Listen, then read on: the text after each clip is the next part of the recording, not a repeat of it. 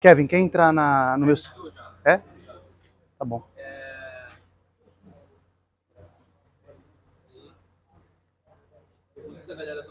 Fala, galera, tudo bem? Vocês estão ouvindo a gente aí? O áudio tá bom? Sinaliza aí pra gente, por gentileza. Responde no chat pra gente saber se tá ok, se o som tá alto o suficiente. Por favor, manda pra gente aqui. A gente vai esperar um pouquinho para começar enquanto o pessoal vai entrando. E eu queria saber se vocês estão ouvindo bem. Uhum.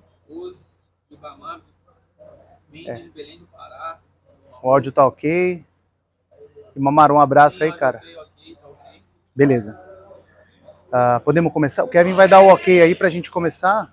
Quando ele sentir que... Pode trocar uma ideia, se possível, durante os 5 minutinhos. Tem 100 pessoas online. Tá bom, tá bom. Bom, pessoal, a gente pensou, falando bem brevemente aqui, tô aqui com o Diegão, né? A gente vai te apresentar de novo ele, quando a gente for começar de fato. Mas aqui falando rapidinho para vocês, a gente preparou um conteúdo hoje bem bacana, né? A gente vai tratar de preparação física específica para o Karatê. E aí a gente conversou bastante esses dias, vem pensando em alguns projetos para tentar trazer mais qualidade, né? Cada vez mais qualidade, tanto na parte física quanto na parte técnica para o Karatê.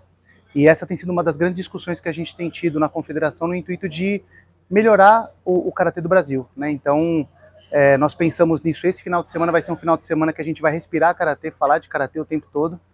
Então, eu espero que vocês gostem, né? Amanhã a gente tem mais conteúdo e domingo também mais conteúdo. Então, eu acredito que vai ser muito agregador. Eu peguei tudo que eu conheço relacionado a Karatê, que eu quero trazer para vocês aqui. Todos vocês, eu acredito que vêm acompanhando a gente essa questão da plataforma Pódio, né? A gente vem trazendo já, não de hoje, mas de algum tempo já, né, de algum conteúdo relacionado ao Karatê. E eu acho que hoje e durante esses dias a gente vai tentar fazer um apanhado de tudo isso e trazer mais informações ainda para que vocês possam usufruir disso como a gente sempre acreditou que devia ser, de forma partilhada com todo mundo, né? E que o conhecimento pudesse chegar a todos também. É isso aí. Não tem outra forma da gente evoluir senão a gente se ajudando, né? Colaborando, contribuindo, né? A gente que ao longo de toda a nossa carreira, né? A gente que acabou tendo grandes experiências, tanto sob o ponto de vista, né, acadêmico e científico, e estudamos e tudo, mas a gente agrega a tudo isso, né, um conhecimento prático, né, viajamos bastante, né, estamos aí à frente, né, da Confederação Brasileira de Karatê, então tudo isso veio para se fundir, né, através do projeto nosso, né, da plataforma Pódio, e tenho certeza que esses dias serão realmente muito proveitosos para quem está chegando. Então, você que está chegando aí, muito bem-vindo também, e aproveitem, deixa ali o caderninho de anotações do lado, né, para, de fato, esses conhecimentos que vão ser gerados aí ao longo dessas 3 aulas, né, que esse conhecimento, de fato, seja aproveitado posteriormente aí por todos vocês. Show. Kevin, dá uma olhada aí pra gente, pessoal. Vai mandando mensagem aí se tá tudo ok com o áudio. A gente fez uma breve apresentação, um breve bate-papo, mas a nossa intenção é saber se tá ok e se tá funcionando tudo certinho. Pelo que eu recebi aqui de feedback, tá tudo certo. Então, oficialmente apresentando para quem não conhece aqui o Diego, que é coordenador da seleção sênior, né, da seleção brasileira sênior. Ele tá à frente do Karatê há quantos anos, Diego, na coordenação? Eu cheguei na confederação em 2014, quando eu tive o primeiro convite para ingressar na comissão técnica. Em 2017, eu assumi a seleção brasileira sênior feminina, e aí eu fiquei ali. Em 2020, o 21, eu acabei agregando também a coordenação da seleção brasileira sênior masculina e também de kata. Legal. Isso. Então o Diego já está aí há 2014 até hoje, bastante tempo na seleção já. Nós dois tivemos a oportunidade de vivenciar o ciclo olímpico aí no meio disso tudo, né? Foi uma experiência muito agregadora. Eu tive com o Diego no torneio classificatório para as Olimpíadas que o Karatê participou pela primeira vez na história, né? Foi. Em meio à pandemia, né? Foi realmente um momento muito, muito ímpar, né? Um momento importante do Karatê, debutando, né, nos Jogos Olímpicos, a gente vivenciando tudo isso, indo para as etapas de Liga Mundial, né? E realmente a gente acabou aprendendo bastante também naquele período, né? Foi muito, e assim, o Diego enquanto o Diego estava focado totalmente no karatê, eu ainda tinha uma segunda missão e visão, né, de trabalhar ali com o taekwondo também, que tive, graças a Deus, a oportunidade de classificar 2 atletas para as Olimpíadas de Tóquio.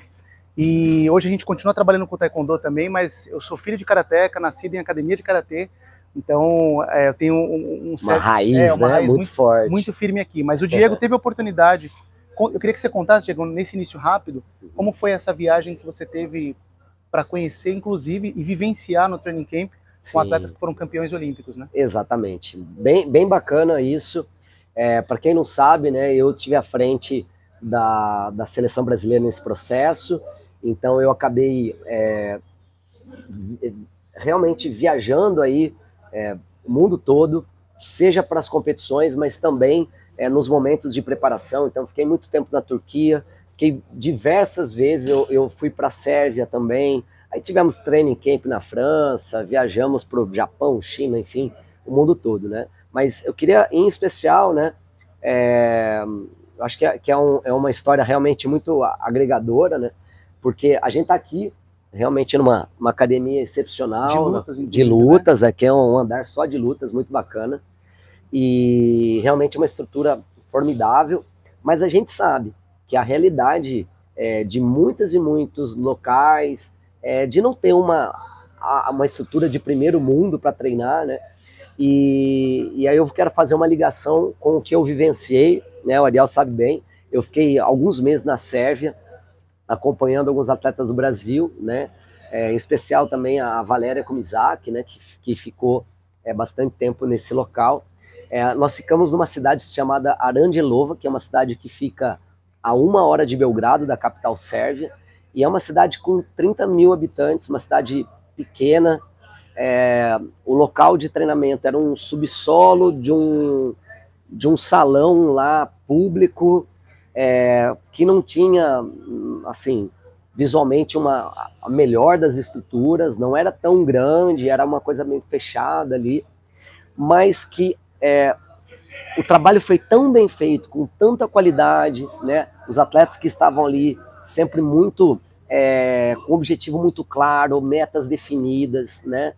Cumpridores ali das suas obrigações, tanto sob o ponto de vista, obviamente, do treino, mas também abdicando de muita coisa, né? Fora, festas e fazendo todo o beabá, né?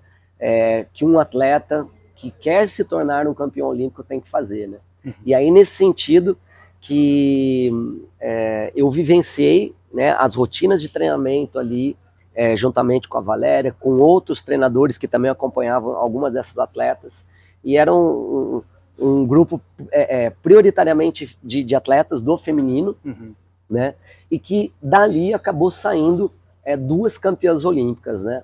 A Ivete Guranova, da Bulgária, que acabou se tornando campeã olímpica na menos de 55 quilos, na qual uma menina muito bacana, que tem uma história de vida muito bacana também. Virei parceiro do treinador dela, o Angel, naquele momento. Ele que também deixou a família para estar ali vivenciando esse ciclo olímpico e tentando contribuir da melhor maneira possível, né? E assim como eu estava fazendo naquele momento, né, com a Valéria, e também a Jovana Prekovic, que é a atleta da Sérvia da menos 61 quilos, que também se tornou campeã olímpica. Então, eu realmente consegui perceber que mais importante do que você ter uma estrutura física, né, de primeiro mundo, é você primeiro, né, ter conhecimento, ter qualidade no seu treino, saber o que está fazendo, saber periodizar muito bem o seu treino, saber respeitar aquele processo, né, Ariel, de treinamento, de descanso, de repouso, fisioterapia. E então, para mim foi muito agregador, né, estar ali vivenciando isso. E é isso. E claro, né, e o atleta tem que estar muito afim, senão não tem como o resultado chegar. Mas tendo um atleta que está afim, tendo um professor, treinador, que assim como você está hoje aqui nos ouvindo, numa sexta-feira à noite, espero que no sábado e no domingo à tarde também, buscando conhecimento, fazendo anotação, e dessa forma que o nosso propósito, né, vai ser atingido, que é transformar aí o Karatê do Brasil, né, contribuir com o Karatê do Brasil. Perfeito. E assim, pessoal, a gente, com base no que o Diego falou, a nossa ideia hoje aqui é trazer o treino de um treino muito básico, onde eu não tenho equipamento nenhum, e progredir isso até gestos específicos dentro da modalidade para solucionar problemas que a parte técnica muitas vezes tem, que tem cunho físico e não cunho técnico. Então a gente percebe muitas vezes, né, Diego? O cara quer chutar alto, quer acertar um Mawashi de Odan, e aí ele vai ver ali que, na verdade, não falta técnica, falta flexibilidade, falta mobilidade. Às vezes são capacidades físicas que devem ser trabalhadas lá atrás, não são trabalhadas, são negligenciadas, ou por desconhecimento, ou por não ter importância mesmo, e aí a gente começa a entender que isso faz parte de um processo. Então, atletas, entendam, tanto o treinamento físico quanto o técnico, ele é muito maior do que um dia de treino, ele é um processo, e esse processo às vezes leva anos, muitos anos, às vezes leva meses, então depende de que momento que você está e para onde a gente vai. Então, Diegão, se você me permite, vou começar aqui a trazer para eles um pouquinho do que eu aprendi nesse tempo todo e tentar ajudar aí o máximo que eu puder. Show de bola. Gente, aproveitem. O Ariel tem um conhecimento incrível, um cara humilde, e está aqui à disposição de vocês. Então, aproveitem aí o chat, mandem perguntas, enfim, o Ariel está aqui para contribuir. Amanhã vai ser comigo, então eu vou sair a francesa aqui e boa aula, aproveitem. Obrigado, Diego. Pessoal, quem tiver aí, eu vou pedir que faça um stories aí, marca pódio, tá? A plataforma pra gente ver depois lá, vocês participarem disso com a gente, tá bom? Eu vou começar inicialmente falando coisas bem rápidas a respeito do treinamento.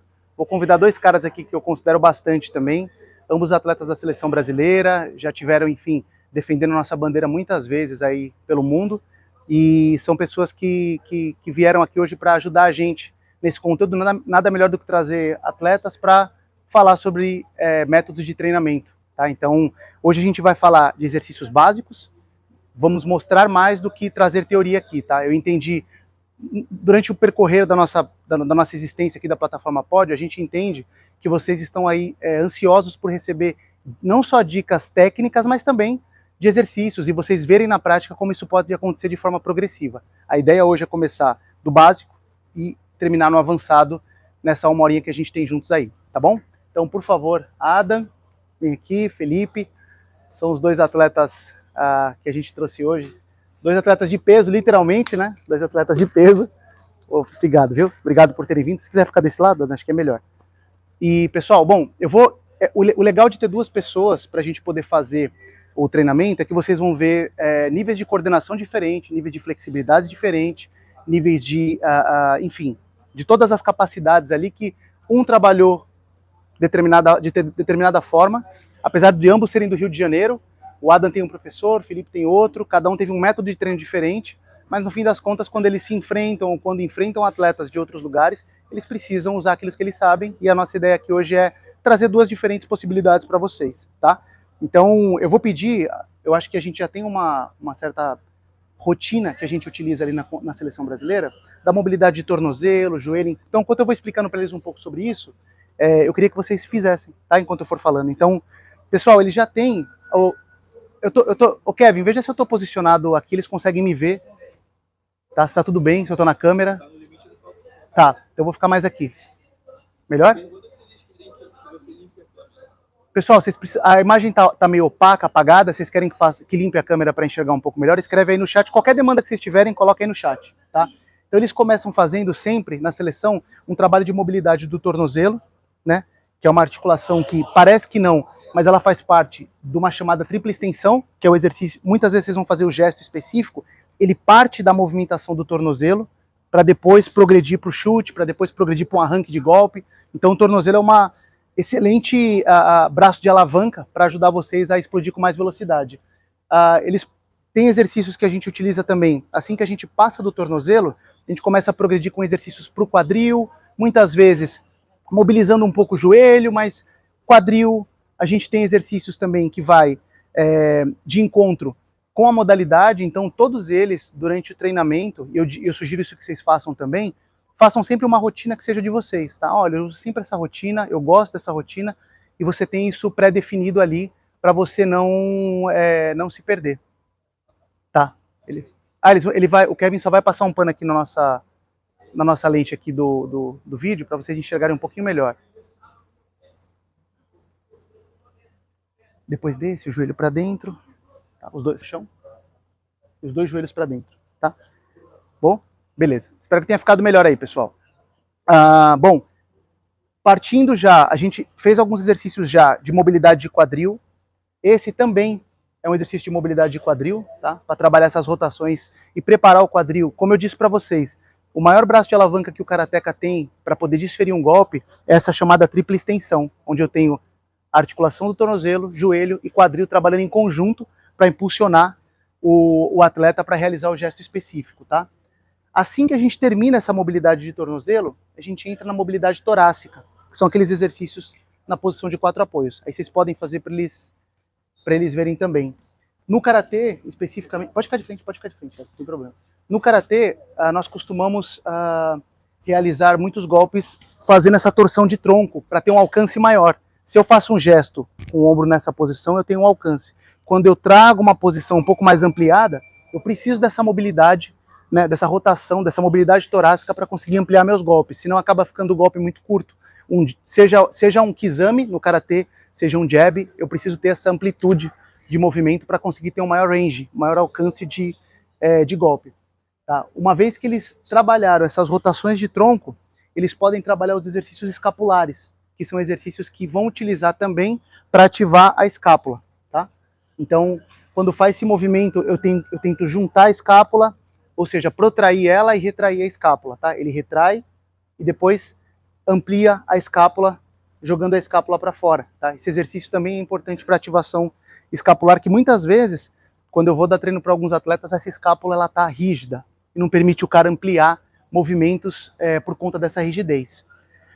Terminando a mobilidade escapular, geralmente eu faço uma mobilidade de punho, nessa posição mesmo de joelho, ou como você se sentir mais confortável. Trabalho os movimentos de rotação, os punhos juntos, enfim, deixo o atleta livre para fazer. Em geral, a gente faz não só uma vez cada exercício, a gente faz um pouco mais, de acordo com a demanda e a necessidade e tempo que a gente tem. E termino fazendo o trabalho, de ombros, primeiro. Trabalho o aquecimento de ombro, essa movimentação tanto de rotação interna, né, rotação externa, trabalho de circundução, abertura, né, dos braços.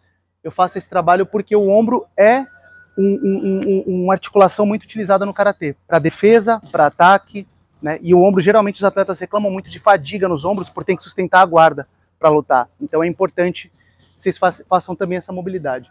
Cheguei no ombro, próxima articulação, cervical. Então eu faço o trabalho. Geralmente eu tenho uma dica, eu costumo passar uma dica dessa para os atletas. A visão do atleta, enquanto ele faz esse trabalho de movimentação cervical, é manter sempre a visão na frente. Não importa se ele está olhando para baixo ou se ele olha para cima, ele continua no alvo dele. A mesma coisa acontece quando olha para o lado e para o outro. Ele tenta manter, apesar do rosto virar, a visão dele aqui na frente, como se estivesse enxergando um adversário. Tá? Porque acontece muitas vezes na luta de uma saída e você tem que continuar com o seu adversário no seu alvo. Tá?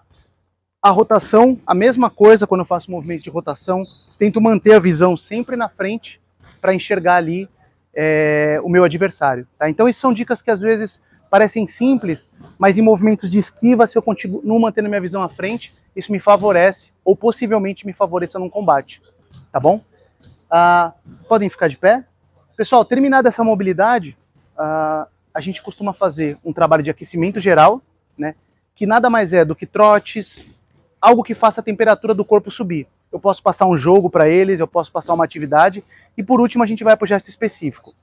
Eu quero só mostrar, eu mostrei para vocês, eu vou mostrar alguns exercícios desse que eu falei para vocês, eles vão ser bem curtinhos e rápidos, só para a gente passar por essa etapa e vocês saberem do que eu estou falando. Eu vou pedir, meninos, que vocês corram daqui até aquele tatame só, vai de frente, volta de costas, tá? Só o trote normal, igual a gente faz geralmente, tá? Então, o aquecimento mesmo, tá ok? Então, o trote que a gente está acostumado, se eu tenho mais espaço eu vou fazer, como aqui a gente tem bastante, a gente poderia fazer o tatame inteiro. Agora eu quero que vocês vão subindo o joelho, virem de costas e voltem puxando o calcanhar. Sobe o joelho, trabalha o movimento de skipping, vira de frente, e volta calcanhar. No karatê a gente usa, né, flexão flexão e extensão o tempo todo, tá? Então, por isso é importante vocês trabalharem esse movimento dentro do aquecimento. Peço para eles começarem a lançar a perna um pouquinho mais, vou lançando e progredindo e buscando mais altura, tá? Claro que eu não vou começar com a minha máxima amplitude, eu vou começar com a amplitude mais baixa e vou progredindo. Nesse momento, os atletas começam a sentir o corpo como tá, se ele precisa, pô, tô sentindo uma contratura aqui, preciso fazer uma liberação, algo nesse sentido. Rotação interna da perna, de fora para dentro, de dentro para fora. Isso. Esse trabalho também deve ser feito. Em muitas modalidades de esportes de combate, a gente tem chutes circulares assim, Taekwondo é um exemplo delas, mas o chute acontece em diversas posições também no Karatê, tá? Terminando essa parte, rotação de ombros para frente, com um trote leve, sempre mantendo eles em movimento, para que eles possam começar a aquecer, tá? Para trás, para frente, abrindo e fechando, alternando os braços, tá? O corpo tem que começar a elevar a temperatura para que eles possam ser beneficiados com o que o aquecimento promove, tá? Em média, nós temos aumento do desempenho de potência, algo em torno de 9 a 10% ali, dependendo de alguns casos, só pelo fato de aquecer. E a potência, por ser uma capacidade preditiva do Karatê, é muito importante. Não só no Karatê, né? Como outras modalidades também. Posso começar a me deslocar lateral e jogar um pouquinho de movimento do gesto específico, né? Movimentos como Kizamizuki, né? Do Karatê. Agora eu quero trabalho, por exemplo, um pouco mais proprioceptivo, para que eles tenham equilíbrio. No Karatê eu preciso ter uma postura para fazer o ponto. Então eu pedi que vocês avancem o Gyakuzuki, torçam o tronco máximo que vocês conseguirem, avança de novo. Você perceba que vai causando um desequilíbrio, eles tentam manter o equilíbrio do corpo, né, na máxima amplitude, já na posição que eles utilizariam para fazer o gesto específico, tá? Eu comecei a pisar um pouco na especificidade do treino deles, tá? Agora eu queria que vocês fizessem, vou progredir um pouco mais, tá? Salta com uma perna, se equilibra, tá? Olha outro lugar, salta com outra perna e vem vindo assim. Ó, trabalho de propriocepção unilateral, tá vendo? Segura, aquece bem a articulação, faz que o corpo de vocês entendam que vocês estão começando a trabalhar. Quando a maioria dos atletas que faz Kizami, eles batem esse pé na frente na hora do Kizami. Então eles têm que ter essa capacidade de frenagem, tá? Excelente. Depois que eu fiz isso algumas vezes, posso pegar eles e colocar em dupla. Vou pedir para você, Felipe, ficar... Ô, Adam, fica aqui, com as mãos assim, de frente. Acho que de lado, melhor, de lado. Isso. Felipe, soltinho, chuta, movimenta o pé na cabeça do Adam, trocando a perna. Então eu inicio com chutes mais baixos e vou começando a progredir isso, né? Velocidade, Felipe pode brincar, girar, ele pode fazer movimentos mais complexos. Troca um pouco, Adam faz também. Como eu falei para vocês, a ideia aqui é trazer diferentes movimentos, né? Para vocês verem que ambos têm diferentes professores, diferentes vivências coordenativas, mas o gesto específico precisa ser aprimorado e a coordenação é importante que ela seja sempre levada em consideração durante os treinos. Boa, ótimo, Adam. Agora eu queria só que vocês fizessem um pouquinho mais para trás, a gente vai fazer aquele controle de distância, tá? O Felipe, ele pode avançar a hora que ele quiser, numa arrancada como se fosse assustar o Adam, e o Adam tem que preservar essa distância entre os dois. Então, se o Felipe avançar e o Adam sair atrasado, é sinal de que ele não está ativo, né, de forma reativa na cabeça. Pode ir. Segura um pouco mais, saltita, cansa um pouco mais ele. Isso. Adam volta fazendo igual. Segura mais, faz ele errar. Movimenta. Isso. Mesma coisa. Troca a base e volta, Felipe. Isso. Ele tenta quebrar essa distância o tempo inteiro. Adam volta. Não pediu gesto específico ainda, então eles não fizeram, tá? Agora, o Felipe vai estar aqui de frente com o Adam vai estar com os dois braços na frente. O braço que o Adam abaixar, você tem que atacar com o seu correspondente. Mas fica aqui, Adam, posição de luta mesmo. Se você fizer isso, ele vai atacar com a mão de trás, no seu caso. Se ele fizer isso, você ataca com a da frente. Qualquer braço do Adam que descer, ele vai responder. Isso, bem tranquilo, tá? Posso fazer eles se deslocarem também para dificultar um pouco. Porque que acontece? Eu começo a chamar a atenção dos atletas para eles pararem de pensar em outras coisas e focarem no treino, porque daqui para frente o gesto específico começa a ser importante, Adam faz a mesma coisa.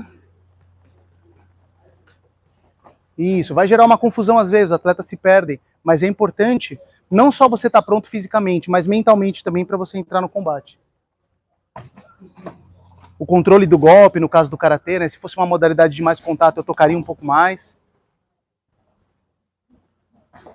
Aê! E por último, só para elucidar mais um exercício, vocês vão estar na distância, o Adam chuta com a perna de trás, Felipe, você tem que quebrar esse chute e voltar colocando o seu pé. Não precisa acertar o golpe, só precisa acertar o tempo da saída e da volta, tá?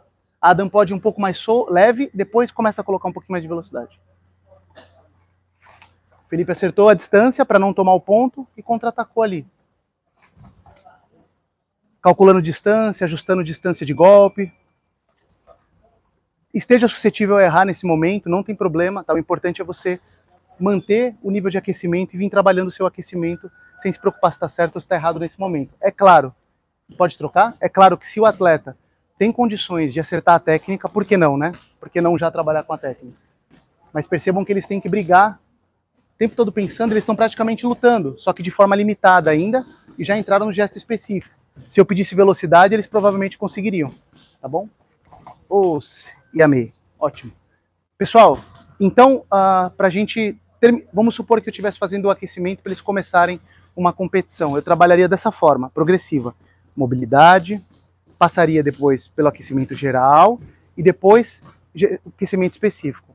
Aí agora, se eu tenho mais tempo, se eu consigo dar um pouco mais de volume nesse aquecimento, depois da mobilidade eu posso fazer algumas ativações, tá? Então, eu vou dar um exemplo de ativação para vocês, que vai ficar entre a mobilidade e o aquecimento geral. Deita de barriga para cima, Felipe, com os pés para cá. Isso. Adam, mesma coisa. Longe dele, aí. Elevação pélvica, segura o quadril no alto, tira uma perna do chão e vai alternando, uma e a outra. Pode ir trocando, tá? Segura no alto, Felipe. Isso. Quando ele segura essa perna aqui, essa parte da musculatura dele está sendo trabalhada, que é a posterior, que é uma musculatura que no karatê e nos esportes de combate apresentam muita lesão, tá? Por conta de passei um golpe e errei, eu tenho que frear esse chute, eu acabo tendo problemas com a posterior, tá? Outro movimento de ativação, prancha, normal. Se eles fazem a prancha que a gente já conhece, a prancha, uma vez que eu tenho o trabalho do core, eu tenho o trabalho do glúteo, eu tenho o trabalho das escápulas, eu tenho o trabalho do tornozelo, né? Eu trabalho de forma lateral, por exemplo, prancha lateral, pode virar para lateral. Fazendo a mesma coisa, ó. Esses músculos oblíquos são responsáveis por rotação de tronco e realização de gesto específico. Troco o lado. Então, para aquecer eles, é importante que eu mantenha... Ó, se vocês olharem aqui, ó, o Adam começou a suar. Então, é nesse ponto que a gente tem que colocar os atletas, para que eles possam começar o treinamento, tá? Outra forma de ativar a musculatura, aqueles exercícios que a gente fez, né, de mobilidade escapular, mas agora a gente vai fazer como se fosse um nórdico, segura e só segura, não precisa subir e descer, o reverso, para trás. Segura aí. Inclinou um pouco, segurou. Eu estou ativando a região do quadríceps, estou gerando uma tensão ali, mantendo a musculatura. Uma vez que já está isso avançado, eu posso fazer alguns exercícios dinâmicos. Pode fazer, Adam, vai e volta. Não preciso fazer, pode ir e voltar, tá, Felipe? Poucas repetições, porque eu só estou preparando a musculatura, tá ok? Enfim, existem inúmeras formas de ativar a musculatura. Pode ficar de pé, gente. Então, terminado o aquecimento, pronto para fazer o treino, a gente vai entrar nos os exercícios gerais. Eu pergunto para vocês que estão aí, se tiver alguma pergunta em relação a algum exercício, alguma coisa que eu apresentei aqui, manda no chat aí que o Kevin vai olhar e vai me falar o que está acontecendo. Tem pergunta? Vale para catar ou para os novos somente para comitê? Excelente. Vamos falar, os dois atletas são de comitê, tá? Mas eu vou passar da mesma forma alguns aquecimentos. Essa parte de mobilidade geral, ativação, né? Eu posso trabalhar da mesma forma com as duas modalidades. Quando eu entro no aquecimento geral, especificamente, eu consigo fazer algumas coisas voltadas um pouco mais para o kata. O kata precisa de muita estabilidade, né? Então eu faço um gesto, por exemplo, preciso de estabilidade. Eu posso colocar alguns saltos de kata no meio do meu aquecimento. Eu preciso de um pouco mais de consciência motora. Uma das formas de fazer kata que a gente gosta muito de aquecer, vou dar um exemplo, tá, Felipe? Você vai ficar com os braços bem relaxados, flexiona um pouco o joelho, e eu quero que você faça um movimento de extensão de quadril com velocidade e relaxe o braço bum, jogando o braço para cima, como se fosse um arremesso, livre, tá? Então o Felipe deixa o braço bem solto, não precisa apoiar na perna. E a hora que você se sentir confortável, pá, explode o movimento. Isso. Mais uma vez, continua fazendo isso. Hã? Mão aberta, livre, tá? Adam, você vai fazer diferente. Você vai estar aqui, você vai colocar o pé para cá como se fosse virar um Gyakuzuki e vai lançar esse braço relaxado para frente também. Tá? Não precisa colocar postura, gesto. Eu não estou me apegando aqui ao gesto e à técnica, até porque são atletas de comitê. Tá? Mas eu quero que vocês entendam o porquê de cada um. Ó. Relaxa, deixa a musculatura aí. Isso, relaxa o corpo. Antes de ser atleta de comitê ou de kata, todos os dois são karatecas. Então, esse conceito, especificamente do Felipe, de transferir a força de membro inferior para superior, o kata acontece o tempo inteiro. A parte superior tem que estar relaxada. Se o Felipe colocar tensão na parte de cima, ele acaba carregando o movimento, e no kata isso não pode acontecer. No caso do Adam, a mesma coisa. Não só de forma vertical, eu tenho também de forma horizontal esse trabalho, tá? Onde eu preciso jogar, virar o meu tronco e fazer um movimento com velocidade, transferindo a força de uma perna para o gesto e fazendo a rotação de tronco. No comitê, se ele fosse especificamente mostrar um exercício de comitê, o Adam poderia estar saltitando aqui. Quando eu visse uma palma, por exemplo, Adam, você vira e faz um Gyakuzuki pro lado de lá. Ele poderia fazer isso, tá? Como um gesto do comitê, tá? A única diferença é que o kata tem certas particularidades que o comitê não tem, e elas devem ser respeitadas na hora do aquecimento, tá bom? Mas basicamente, o atleta tem que entrar para competir como o Adam tá agora, assim. Claro que se eu fosse colocar ele próximo da competição, eu ainda colocaria algumas coisas de reação para estimular ele ainda mais, tá? O atleta finta, você reage, enfim, uma série de outros exercícios para melhorar isso. Você ia perguntar alguma coisa? Quanto tempo antes da luta eu devo fazer esse exercício? Ó, isso é uma pergunta que eu sempre recebo. Os atletas não sabem quanto tempo antes eles devem se preparar para o aquecimento. Se o Adam, que é uma pessoa ansiosa... tá bom. A pergunta é, quanto tempo antes do aquecimento, quanto tempo antes da luta eu devo fazer o aquecimento? Geralmente, eu aconselho os atletas a descerem 1 hora antes do treino, do dia da competição deles, para realizar o aquecimento. A gente está falando de um dia de competição. É óbvio que eu estou num dia de treinamento normal, eu não preciso de tudo isso, porque o próprio treinamento não começa já numa intensidade elevada. E eu posso fazer uma mobilidade, um aquecimento reduzido, coisa de 15, 20 minutos, meia hora. Tá, mas na competição, por que 1 hora antes? A categoria pode chamar antes, você pode ser surpreendido e tá começando o aquecimento quando a categoria já começou. Então, eu falo isso não porque eu decidi que 1 hora antes é bom, foi porque eu tive experiência com atletas de alto nível. Um exemplo deles é o Douglas, que é um grande atleta que a gente tem na seleção, 3 vezes campeão mundial. Ele desce 1 hora antes na área de aquecimento, realiza ali as mobilidades dele, começa a fazer todo o aquecimento para que em 30, 40 minutos ele esteja já num nível que o Adam está agora, transpirando, ele se hidrata, ele suplementa para poder lutar, fazer o que ele precisa fazer, e aí sim eles começam os gestos com muita intensidade. Quando você está, por exemplo, numa área de aquecimento de uma grande competição, sei lá, um Open de Paris, por exemplo, você vai ver atletas próximos da hora de entrar numa intensidade altíssima, tá? Então, eles já têm essa expertise, sabem que precisam tirar aquela tensão inicial para começar bem a competição, tá? Então, essa é uma sugestão que eu dou para vocês. Outra pergunta, Kevin? Tem alguma coisa? Não? Posso seguir? Tá bom. Bom, vamos começar a fazer alguns exercícios, pessoal. Eu vou pedir para vocês fazerem. Eu não vou corrigir eles inicialmente, eu vou pedir só o exercício e aí vocês olham. Minha sugestão é sempre que vocês iniciem fazendo exercícios bipodais. Então, quando vocês vêm na academia, por exemplo, os caras fazendo umas loucuras com salto com uma perna, exercícios mais complexos, entendam o estado que vocês se encontram, qual que é o momento de treinamento que vocês estão, para vocês não copiarem e de repente se machucarem no treinamento, que eu acredito que já deva ter acontecido com muita gente. Então, inicialmente eu quero só que vocês façam um exercício de agachamento. Eu vou passar 2 exercícios. Agacho, em seguida recuo, tá?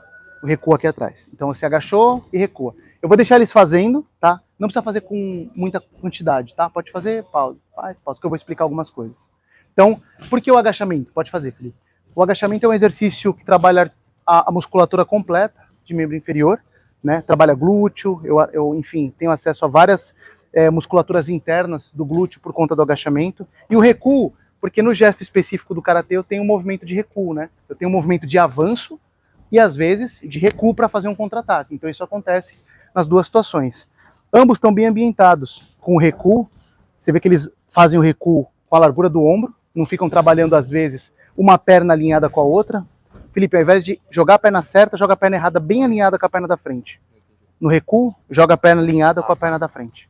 Ó, aqui não seria interessante para ele, porque ó, facilmente ele desequilibra. No gesto específico vai acontecer a mesma coisa. Então, ele já pode fazer na largura do ombro, que ele vai ter um melhor equilíbrio e uma melhor percepção sobre o movimento, tá?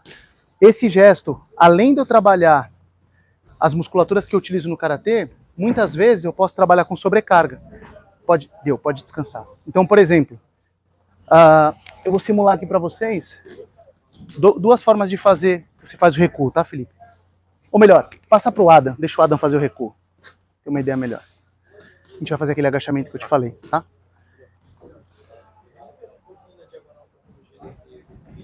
Tá bom. Espera só um pouquinho, pessoal. A gente vai ajustar a câmera aqui, tá? Só um minuto. Veja se assim fica bom. Tá, fica. Acho que é bom você ficar aqui, Felipe.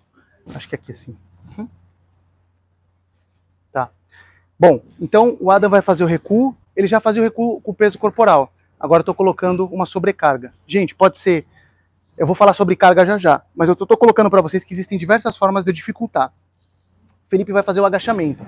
Então, Felipe, encaixa, fecha bem a mão aqui na sua frente. Isso. E agacha normal. Adam faz o recuo com o peso nas costas já. Ah, boa. Então eles vão fazer o mesmo gesto, ó. Felipe só o agachamento e Adam só o recuo. Isso é uma forma de progredir a carga. Tá, ó, só o recuo, tá, Adam? Pode ir à frente e recuar. Não, você pode recuar já direto. Isso, não precisa fazer o agachamento. Pronto. Então eles estão fazendo 2 exercícios com sobrecarga, tá? Pode soltar. Qual que é o grande lance da sobrecarga, galera? Adam, qual que é seu peso? 100 quilos. O Adam pesa 100 quilos. O Felipe? 80. Eles têm 20 quilos de diferença entre eles. A mesma carga que serve para o Adam, muitas vezes não serve para o Felipe, tá?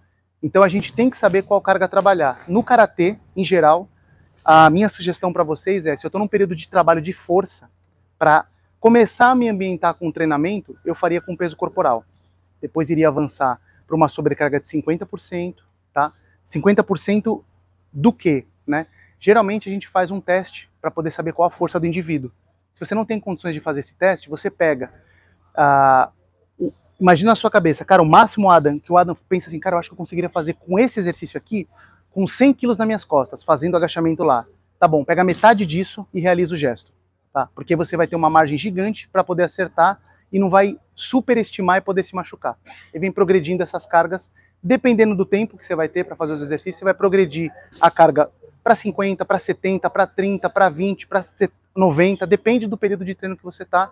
Isso é um pouco mais aprofundado, eu vou gastar muito tempo para explicar para vocês aqui. O objetivo é mostrar exercícios. Então, outro exercício que a gente utiliza no karatê. Pode tirar os pesos, a gente não vai usar. Adam, 2 exercícios dinâmicos, tá? Você vai fazer o esquiador, para um lado e para o outro.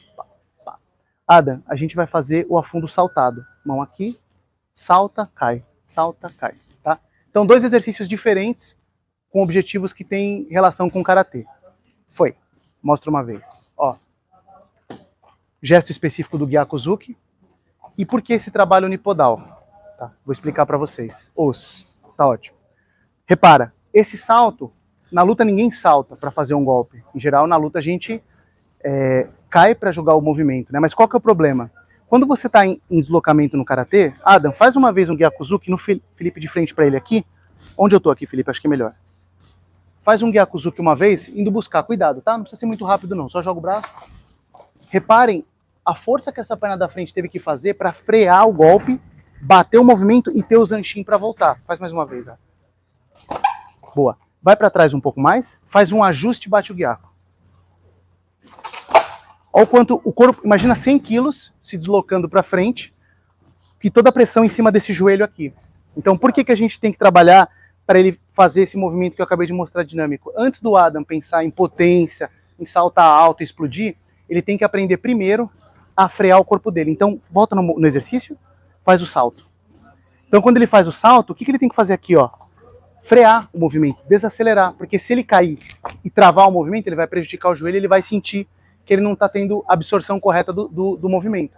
Uma outra forma de fazer isso, vou pegar aqui uma forma mais simples de mostrar isso. Adam, você vai fazer a mesma coisa, só que você vai cair com uma perna, daqui de cima, essa perna salta e você freia o movimento, com uma perna só. Não, só cai assim e amortece, só isso. Você não vai fazer guiar. Ele salta com uma perna e segura. Tenta, ao invés, ó, é o que eu falo pra vocês, não importa o nível de treinabilidade do atleta, ele precisa entender alguns conceitos. Eu não quero que você chapa no chão, eu quero que você freia, desacelera. Deixa uma perna no alto e vai. Isso.